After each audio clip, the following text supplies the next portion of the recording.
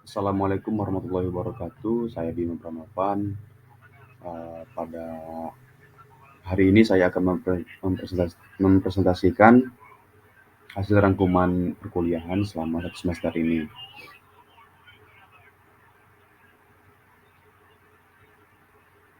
Nah, yang pertama itu ada prinsip kaidah Islam. Sesi pertama di sini ada prinsip kaidah agama yang kalau menurut saya belakangan ini banyak sekali orang-orang yang tidak bisa mengenal agama yang diyakininya, sehingga tidak bisa mengenal prinsip kaidah agama yang diyakini. Hal ini tersebut diharapkan tidak terjadi secara terus-menerus karena suatu agama bagaikan rumah yang dapat melindungi kita dari gangguan-gangguan yang berasal dari luar diri kita. Begitu juga dengan prinsip kaidah agama itulah yang dapat menjadikan kita menjadi lebih baik dan melindungi kita dari gangguan-gangguan yang dapat menggoyahkan keimanan ataupun kepercayaan kita. Prinsip kaidah agama tersebut berisi tentang filsafat dan ajaran-ajaran agama yang juga fungsi serta cara menjalankan hidup berdasarkan agama.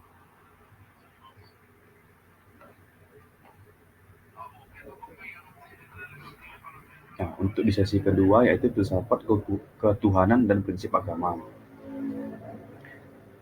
Agama adalah suatu fenomena yang selalu hadir dalam sejarah umat manusia. Bahkan dapat dikatakan bahwa sejak manusia ada, fenomena agama tetap hadir. Prinsip agama dalam kehidupan yang pertama itu prinsip keadilan menjadi prinsip pertama dan membentuk tatanan masyarakat yang baik. Prinsip kedua yaitu ihsan. Ihsan bermakna melakukan sesuatu yang paling baik dan memiliki makna yang lebih tinggi daripada keadilan.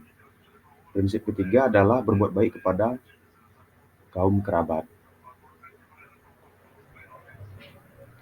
Nah, untuk di sesi ketiga ini hakikat, martabat, dan tanggung jawab manusia. Hakikat terbagi menjadi beberapa. Yang pertama itu ada individu yang memiliki sifat rasional yang bertanggung jawab atas tingkah laku intelektual. Kemudian yang mengarahkan diri ke tujuan yang positif, mampu mengatur dan mengontrol dirinya dan mampu menentukan nasibnya. Kemudian individu yang dalam hidupnya selalu melibatkan dirinya dalam suatu usaha untuk mewujudkan dirinya sendiri, membantu orang lain, dan membuat dunia lebih baik untuk ditempati. Martabat manusia adalah keumatan, norma dasar. Tanggung jawab adalah keadaan wajib menanggung segala sesuatu. Tanggung jawab manusia sebagai hamba dan khalifah Allah Subhanahu wa taala. Untuk di sisi keempat yaitu konsep kemanusiaan dari berbagai kitab suci. Jika dilihat dari sudut pandang penciptaan Allah, maka manusia merupakan makhluk yang istimewa, yang merupakan suatu yang istimewa, yang serupa dengan gambar Allah. Manusia memiliki keunikan dan keikhlasan yang berharga dan terpuji yang berbeda dengan keunikan makhluk lainnya. Ruslan Saleh sebagaimana dikutip oleh Rahmadi Usman yang mengutip kata-kata Paul Sogdan mengartikan bahwa asas hukum sebagai pikiran-pikiran dasar yang sebagai aturan bersifat umum menjadi fundamental dari suatu sistem hukum. Dalam konteks ini dapat dikatakan bahwa asas hukum ini merupakan jantungnya peraturan hukum. Ini berarti bahwa peraturan-peraturan hukum itu pada akhirnya bisa dikembalikan kepada asas-asas tersebut. Asas hukum ini layak disebut sebagai alasan bagi lainnya peraturan hukum, atau merupakan rasiologis dari peraturan hukum. Asas hukum ini tidak akan habis kekuatannya dengan melahirkan suatu peraturan hukum, melainkan akan tetap saja ada dan akan melahirkan peraturan-peraturan selanjutnya. Karena asas hukum mengandung tuntutan etis, maka asas hukum merupakan jembatan antara kemanusiaan, merupakan sebab sikap universal yang harus dimiliki setiap umat manusia di dunia yang dapat melindungi dan memperlakukan manusia sesuai dengan hakikat manusia yang bermanfaat. Kemanusiaan berasal dari kata manusia, yakni makhluk ciptaan Allah Subhanahu wa taala yang memiliki potensi pikir, rasa, dan cipta. Karena potensi ini manusia dapat menempatkan kedudukan dan martabatnya yang lebih tinggi. Nah, menurut saya kesimpulan dari sesi keempat ini seperti yang saya sebutkan sebelumnya. Nah, untuk di sesi kelima, kerukunan antar umat beragama. Kerukunan untuk umat beragama adalah keadaan hubungan sesama umat beragama yang dilandasi toleransi, saling pengertian, saling menghormati, menghargai kesetaraan dalam pengalaman ajaran agamanya, dan kerjasama dalam kehidupan bermasyarakat, berbangsa, dan bernegara di dalam negeri Republik Indonesia berdasarkan Pancasila dan Undang-Undang Dasar Negara Republik Indonesia tahun 1945. Menurut saya ada 3 unsur keumatan beragama. Yang pertama itu kesediaan untuk menerima adanya perbedaan keyakinan dengan orang yang mampu maupun kelompok lain. Kemudian yang kedua, kesediaan membiarkan orang lain untuk mengamalkan ajaran yang diyakini. Dan yang ketiga, kemampuan untuk menerima perbedaan, selanjutnya menikmati suasana khusyuknya dan dirasakan orang lain sewaktu mereka mengamalkan ajaran agamanya. Untuk di sisi keenam, yaitu konsep dasar sumber-sumber hukum agama. Hukum adalah suatu yang berisi tentang aturan-aturan baik perintah maupun larangan dan memiliki kekuatan sehingga apabila dilanggar akan mengakibatkan sebuah sanksi yang tegas dan nyata. Sumber hukum adalah suatu acuan untuk kita mentaati hukum itu sendiri. Sumber hukum agama Islam pertama adalah Al-Quran sebagai kitab suci para muslim. Kedua, hadis sebagai segala perilaku, perkataan Rasulullah. Dan ketiga, ijtihad, yaitu menggunakan akal sehat karena tidak ada di Al-Quran dan hadis. Sumber hukum agama Kristen Katolik adalah kitab suci agama Kristen, yaitu kitab Injil ataupun Bible, dan juga bisa dinamakan Alkitab yang terdiri dari Perjanjian Lama dan Perjanjian Baru. Sumber hukum agama Kristen Protestan, sumber-sumber hukumnya yaitu kitab suci Protestan sama dengan kitab suci Kristen Katolik, yakni Alkitab, dengan penyebutan nama Injil yang diambil dari Perjanjian Baru. Sumber hukum agama Hindu yang merujuk pada 2 kelompok kitab, yaitu kelompok kitab suci dan kelompok kitab Smriti. Macam-macam kitab adalah kitab Weda, Bhagavad Gita, Upanishad, Purana, dan Itisa. Agama Hindu mengenal berbagai kitab lainnya seperti misalnya Tatra, Jyotisa, Darsana, Salwasutra, Nitastra, Kalpa, Canda, dan lain-lain.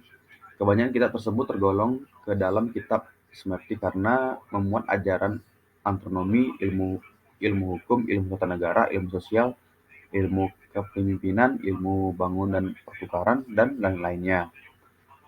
Hukum agama Buddha yaitu Tripitaka, yang berisi sabda dan ajaran Sang Hyang Buddha Gautama. Untuk di sisi keenam yaitu ilmu pengetahuan dan teknologi. Di sini Islam pernah menjadi ahli dan penemu di berbagai bidang sains dan masa klasik.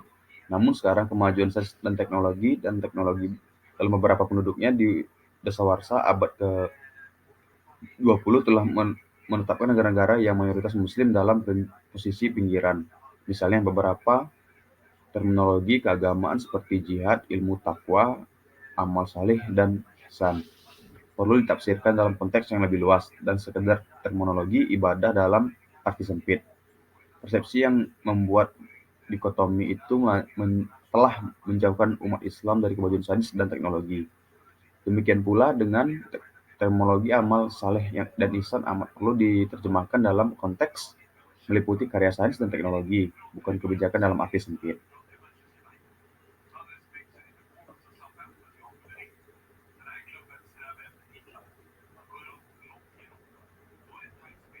Nah, untuk sesi selanjutnya, kerukunan umat beragama dan implementasi dalam multi konteks. Dalam konteks ke-Indonesia, bahwa Indonesia terdiri dari etnis, bahasa, budaya, dan agama. Dalam konteks inilah diperlukan suasana hidup rukun dan toleran. Upaya yang dilakukan baik melalui kebijakan pemerintah maupun berbagai elemen masyarakat tertentu terus harus dilakukan. Kerukunan antar agama merupakan salah satu pilar utama dalam memelihara persatuan dan kedaulatan negara Republik Indonesia. Sesi selanjutnya itu Di sesi ke-10 memahami dan mengaplikasikan kemandirian dan kesalehan nasional dalam kehidupan masyarakat. Kesalahan sosial menunjukkan pada perilaku orang-orang yang sangat peduli dengan nilai Islam, yang bersifat sosial, bersikap santun pada orang lain, suka menolong, sangat konsen terhadap masalah-masalah umat, memperhatikan dan menghargai hak sesama, maupun berpikir berdasarkan perspektif orang lain, dan mampu merasakan apa yang dirasakan orang lain.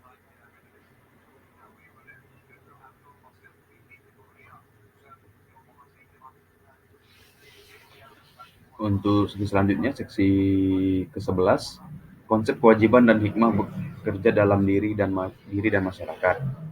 Bekerja keras dan bertanggung jawab adalah perilaku terpuji.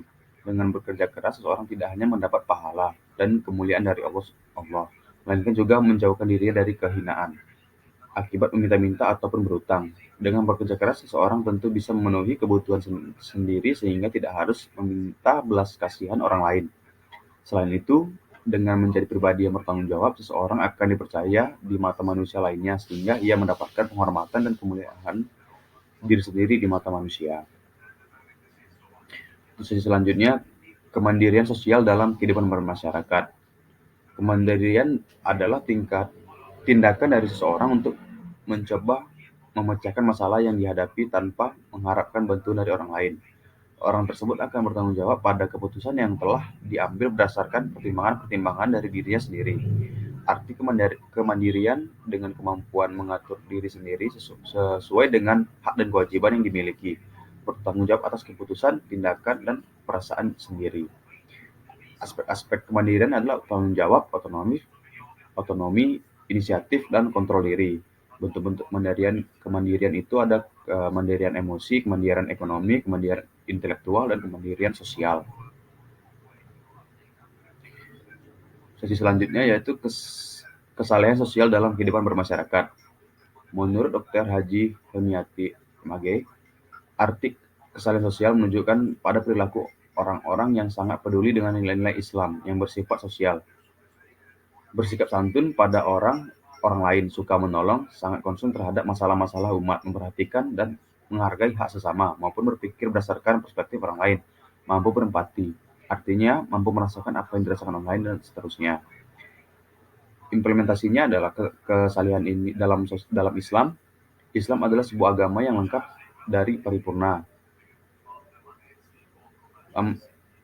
mencakup juga segala aspek kehidupan mulai dari doa, bangun tidur di pagi hari, sampai tata cara adab tidur pada malam hari, dari ide tentang penciptaan manusia sehingga hukum dan filosofi pemerintahan dan hukum antar negara. Sesi selanjutnya, sesi ke-14, cara mengatasi masalah dalam menghadapi berbagai problematika umat beragama. Adapun upaya dalam mengatasi konflik umat beragama adalah sebagai berikut. Masyarakat harus mempunyai rasa kehormatan antar beragama satu dengan yang lainnya. Yang kedua, masyarakat harus mempererat tali persahabatan dan berusaha mengenal lebih jauh antara satu dengan yang lainnya. Yang ketiga, mempunyai kesadaran bahwa setiap agama yang dianut masyarakat membawa misi kedamaian. Selanjutnya, masyarakat yang baru saja pindah ke daerah lain harus berbaur atau membaur ke masyarakat sekitar. Yang terakhir, dalam masyarakat harus ada keadilan, dan rasa ketidakadilan itu harus dihilangkan agar tidak menimbulkan rasa kebencian.